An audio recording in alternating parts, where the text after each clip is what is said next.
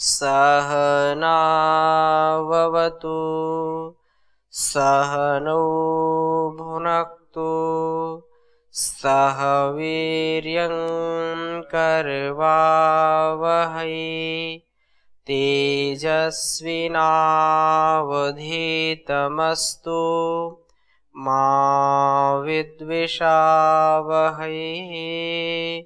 ओम शांति शांति शांति। वैदिक जीवन पद्धति में हम जो ब्रह्म यज्ञ है उसके मनसा परिक्रमा मंत्रों का स्वाध्याय कर रहे हैं और पिछली कक्षा में दूसरे मंत्र को थोड़ा सा हमने देखा था। पुनः उसी मंत्र को हम लेते हैं। अथर्ववेद का जो मंत्र है, इस मंत्र में कहा ओम दक्षिणा दिगेन्द्र अधिपति स्थिर शिराजी रक्षिता पितर ईश्वा तेभ्यो नमोधिपतिभ्यो नमो रक्षितृभ्यो नम ईशुभ्यो नम एभ्यो अस्तु योस्मान द्वेष्टि यम वयम द्विष्मस्तम वो जम्भे ददमः। यह विशेष बात है कि जो दक्षिणा दिक, इस हमारे जो है दाहिनी ओर की जो दक्षिणा दिशा है उसका जो इंद्र अधिपति, इंद्र अर्थात परम ऐश्वर्य से युक्त प्रभु अधिपति है। यदि परम ऐश्वर्य, जिसके अंदर परम ऐश्वर्य है, जिसके पास परम ऐश्वर्य है, उस परम पिता परमेश्वर, उस जगत पिता परमेश्वर जो तिरस्चिराजी कुटिल चाल से रक्षा करने वाला है, और वो जो पितर, हमारे पितर जन अनुभवी बुजुर्ग आप्त जन आदि ईश्वा हमारे मार्गदर्शक हैं, वह परम पिता परमेश्वर जो हमारे अंदर कुटिलता है, दुर्गुण है, दुर्व्यवहार है, या हम किसी से ईर्ष्या द्वेष करते हैं, तो वह आपके न्याय व्यवस्था में है। हमसे जो कुटिलता करता है, हमसे जो द्वेष करता है, हमारे प्रति अन्याय या जो है अशुभेच्छा जिसकी है, वह आपके न्याय व्यवस्था में मैं देता हूँ। आप जैसा अन्याय करेंगे वो सर्वमान्य है और वही सबके लिए कल्याणकारी है।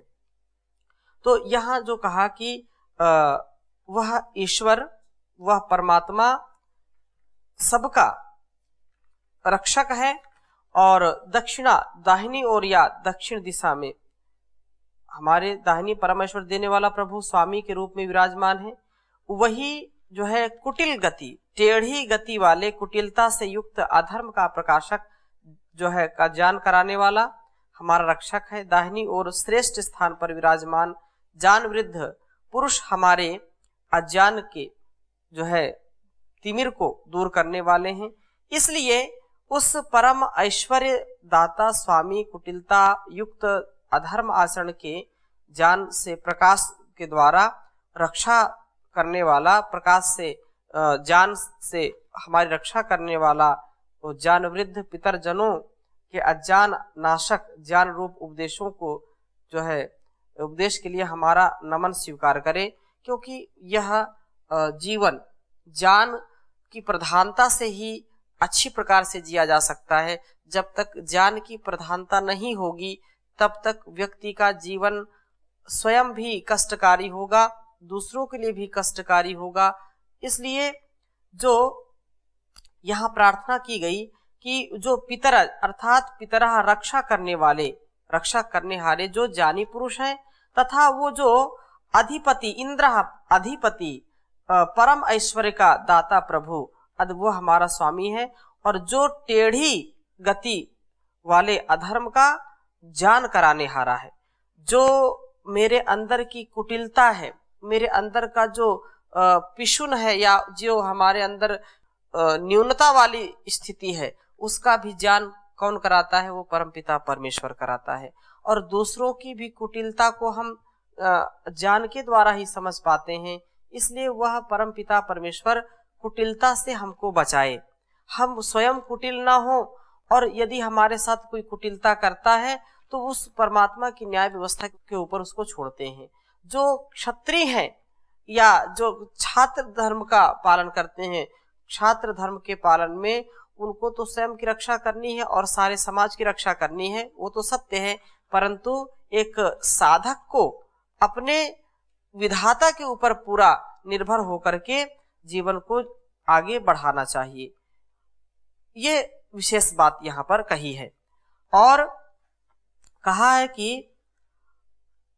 प्राची दिशा में जो हमने जीवन यात्रा का प्रारंभिक कदम रखा, अग्नि रूप प्रभु की छत्र छाया में आगे बढ़ने का सुयोग प्राप्त किया, उसकी रक्षण व्यवस्था में और विद्वानों के मार्गदर्शन में ज्ञान अर्जित किया और पुरुषार्थ के साथ सुकर्म करने में जुट गए।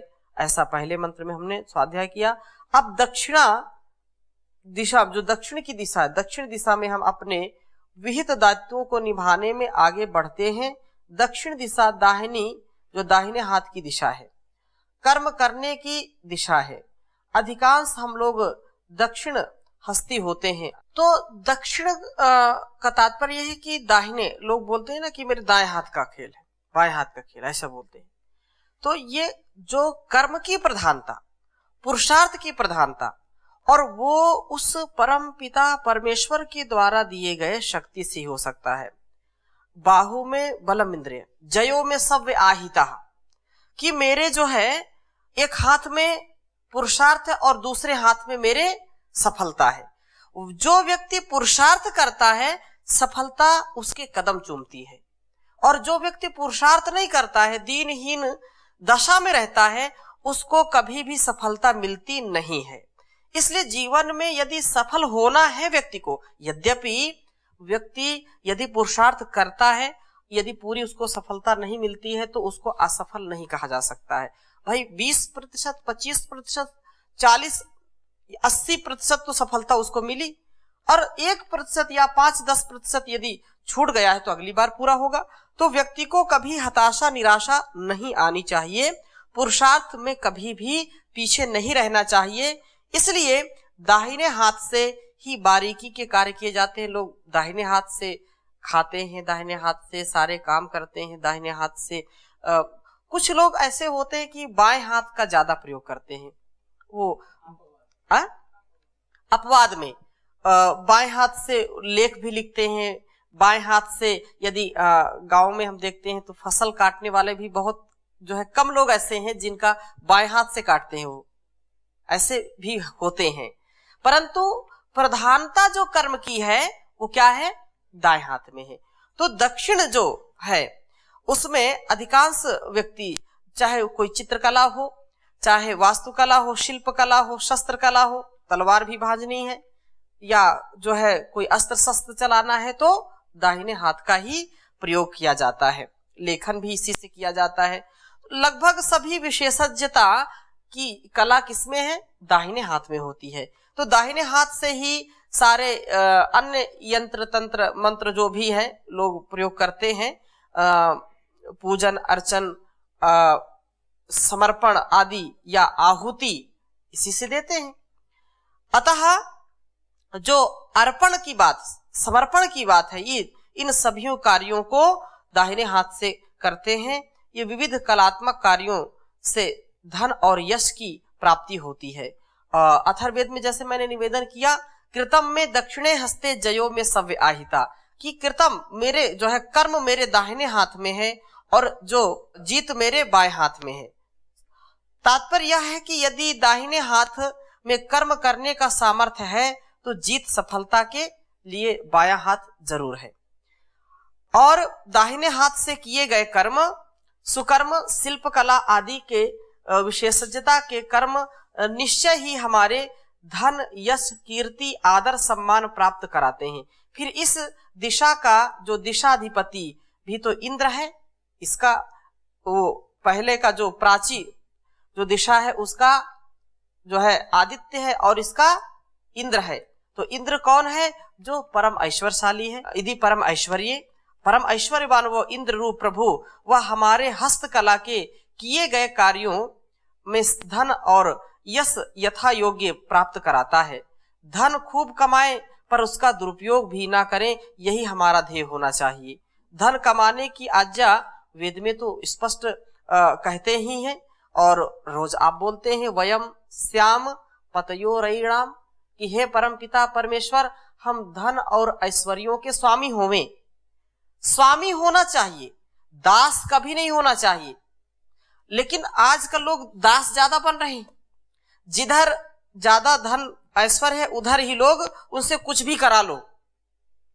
धन के लिए पुरुषार्थ करना, धन के लिए परमार्थ करना, धन के लिए अपना चारों ओर से सामर्थ्य लगाना, लेकिन धन के लिए अपने ईमान को ना बेचना, धन के लिए अपने कर्तव्यों से समझौता ना करना, धन के लिए अपने सगे संबंधियों से रार नहीं करना, झगड़ा नहीं करना, धन संपदा के लिए टकरार नहीं करना। लेकिन आजकल यही हो रहा है, जहां देखो धन के लिए रार है, टकरार है, मारम मार है। ऐसे लोग भरमार मिल जाएंगे। तो धन ऐश्वर्य के स्वामी की बात कही है, ना कि दास बन जाएं। लोग पैसे के लिए पता नहीं क्या क्या कर बैठते हैं। तो ये जो बात है, ऋग्वेद में भी कहा, सनो वसुन्या भरा, हे प्रभु हमें धन प्रदान करें। वयम श्याम पतयोरयिणाम जो बात कह रहे हैं यजुर्वेद में, कि हम धन और ऐश्वर्य के स्वामी बने। और उभा ही हस्ता वसुना प्रणस्वा, यजुर्वेद में कहा, हे प्रभु हमारे दोनों हाथ धन से भरे हो, कंगाल ना हो, फटे हाल ना हो, बेहाल ना हो, धन ऐश्वर्यों से युक्त हो, ऐसा। और भूरिदा भूरि देहिनो भादभ्रम सूर्याभर, प्रभु आप तो बहुत देने वाले हैं, हमें बहुत दीजिए, कम मत दीजिए। वो देता है तो छप्पड़ फाड़ कर देता है, और लेता है तो लोग कहते दरवाजा भी उखाड़ लेता है। ऐसा कहते हैं, क्यों कहते हैं? तो कहने का आशा यह है कि वो देगा तो इतना देगा कि झोली भी छोटी पड़ जाएगी, लेकिन जब वो आपको दंडित करेगा तो कहते हैं ऊपर वाले की लाठी में आवाज नहीं होती, उस इतनी चोट लगती है कि पूछो मत। वो तो जिसको चोट लगती वही बता सकता है।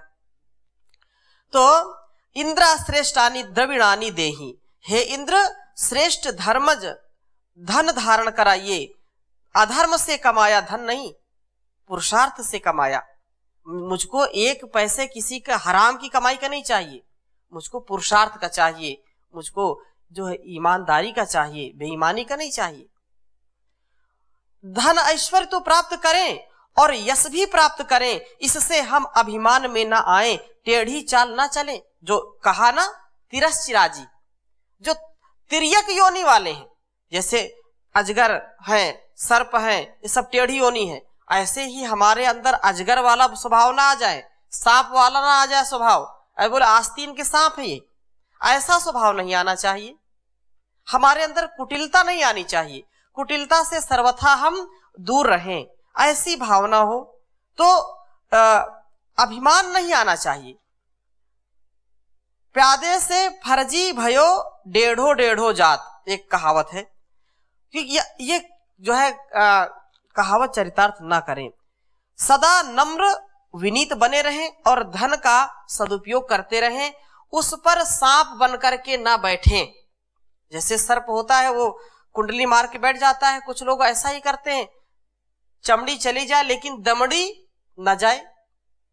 मतलब पैसे को ऐसा रखेंगे कि पैसा जो है सब कुछ है हमारा। जैसे कहा कि हमारा व्यवहार, हमारी वाणी, हमारा आचरण, हमारे परस्पर के जो संबंध हैं उनमें बिगाड़ नहीं आना चाहिए।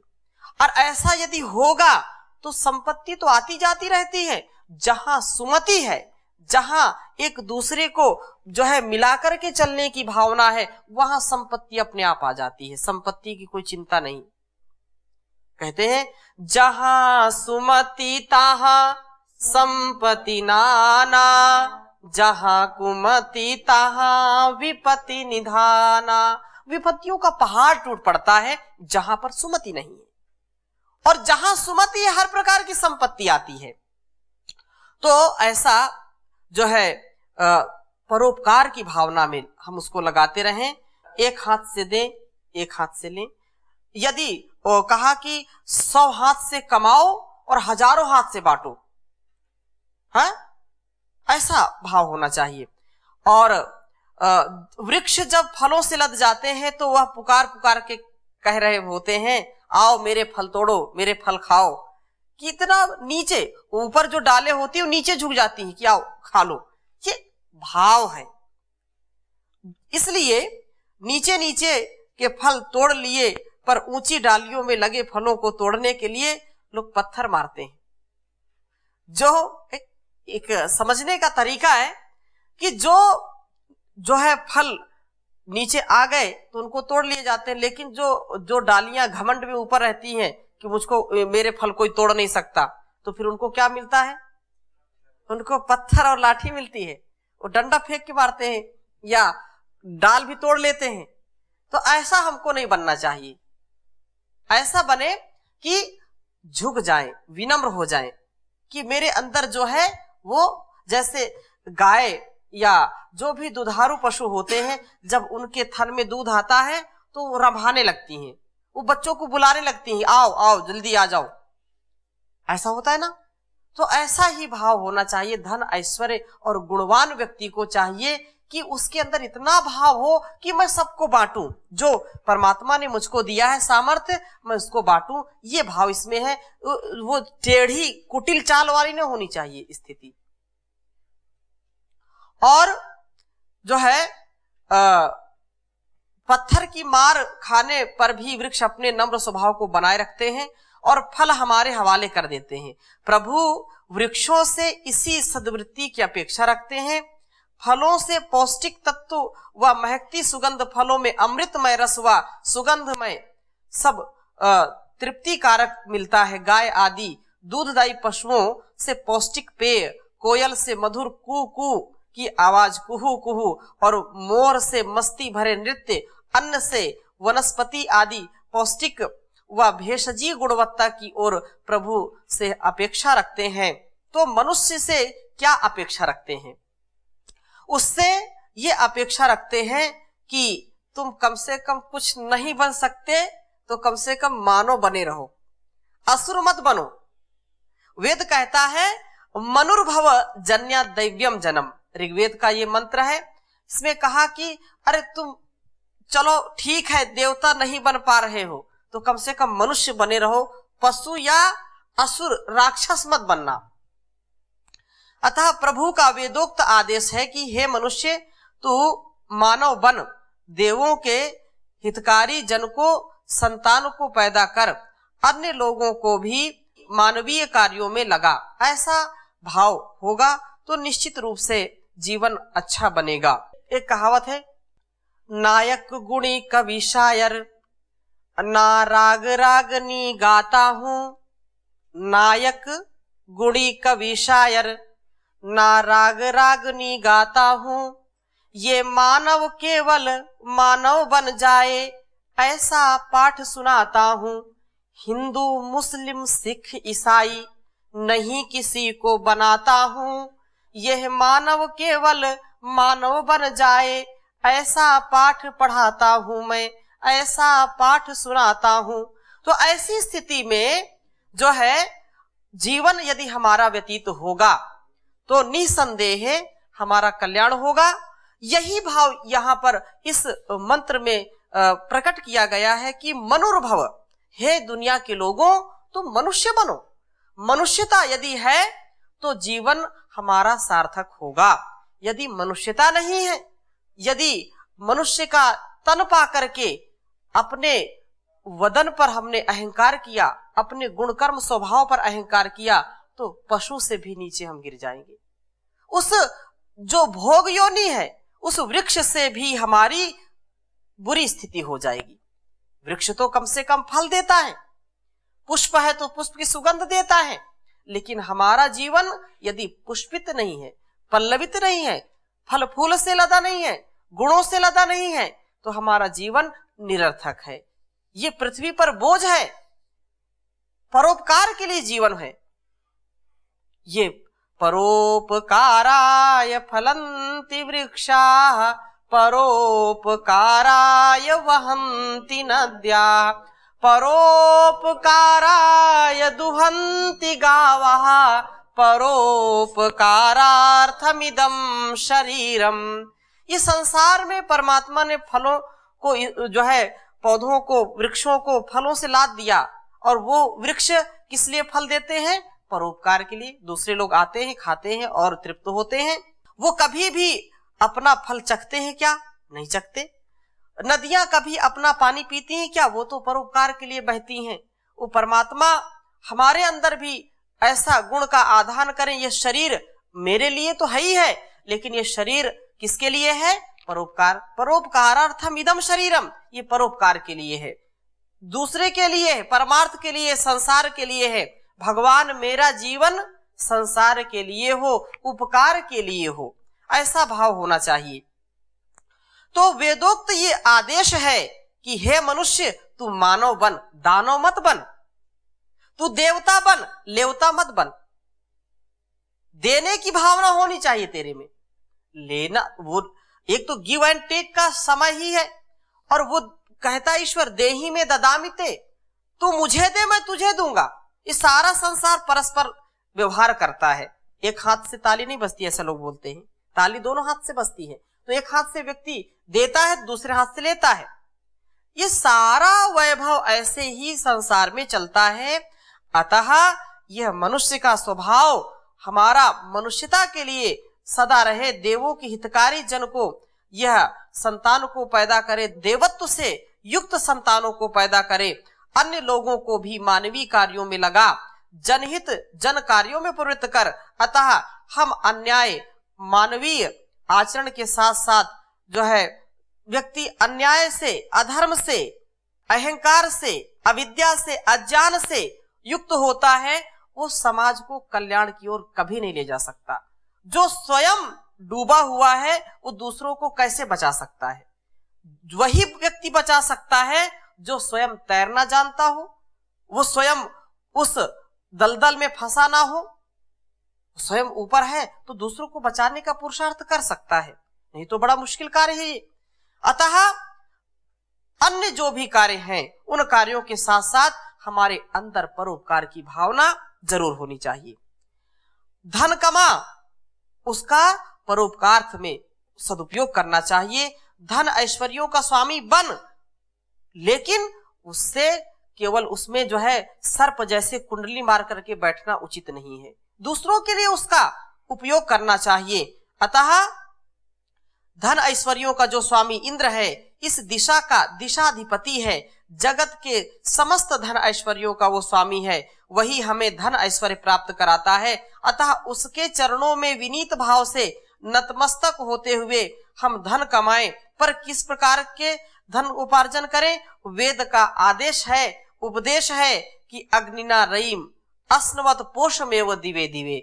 ऋग्वेद का यह जो मंत्र प्रथम मंडल का है, कहा कि अग्नि रूप प्रभु को जो है सदा सर्वत्र विद्यमान समझते हुए, उसकी शरणागति को प्राप्त होते हुए, वो हाजिर नाजिर समझते हुए, पूर्ण निष्ठा एवं ईमानदारी से सत्याचरण धर्माचरण करते हुए धन कमाए, जो हमें दिनों दिन आत्मबल दे, निर्भय करे, हमको भीरू ना बनाए, हमको डरपोक ना बनाए, कायर ना बनाए। कमाए धन का सदुपयोग कैसे करें? तो बहुत ही उत्तम, क्योंकि ये दक्षिण हाथ की बात है, मतलब दाहिने हाथ से हम पुरुषार्थ करते हैं, और वो भी हमको विद्या युक्त जीवन जीने की कला सिखाते हैं। तो विद्या तो होनी ही चाहिए। अविद्या से यदि धन कमाते हैं, अधर्म से कमाते हैं, तो उससे हमारा भी जीवन नष्ट होता है और दूसरों के लिए भी वो कष्टकारी बनता है। तो ये श्लोक आता है नीति शास्त्रों में, धर्माय यशसे अर्थाय आत्मने स्वजने च पंचधा विभजन्मन्ति वित्तम इहा मूत्र च मोदते। अर्थात धन को 5 भागों में विभक्त कर उसका सदुपयोग करना चाहिए। पहला जो है यह लौकिक तथा पारलौकिक सुख के कल्याण के लिए वो प्राप्त होता है। धर्माय, धर्मार्थ कामों में लगाना और सार्वजनिक हित के कार्यों में लगाना, उसको जो है करवाना। या जो सामाजिक कार्य पहले क्या होता था कि लोग बावड़ी बनवा देते थे, कुआं खुदवा देते थे, नल लगवा देते थे, क्योंकि जल का जो है जल प्यासे को पानी पिलाना ये बहुत पुण्य का काम होता है। भूखे को भोजन देना बहुत पुण्य का काम होता है। नंगे को वस्त्र देना बहुत पुण्य का काम होता है। ये सारा जो है वैभव किसके पास हो? जो धन ऐश्वर्य का स्वामी हो, उसके लिए ये धर्म के लिए हो, धर्मार्थ हो। और दूसरी बात क्या कही? यश से, यश और कीर्ति कमाने के लिए धन का प्रयोग। जैसे जो सार्वजनिक हित के कार्यों में उनमें अपने नाम से कोई बहुत बड़ा जो है कार्य कराना या किसी धार्मिक कार्य में उसको लगा देना। और आत्मने का तात्पर्य यह है कि अपने स्वतः के लिए, पारिवारिक सदस्यों की सुख सुविधा के लिए आवश्यकता अनुसार धन को खर्च करना चाहिए।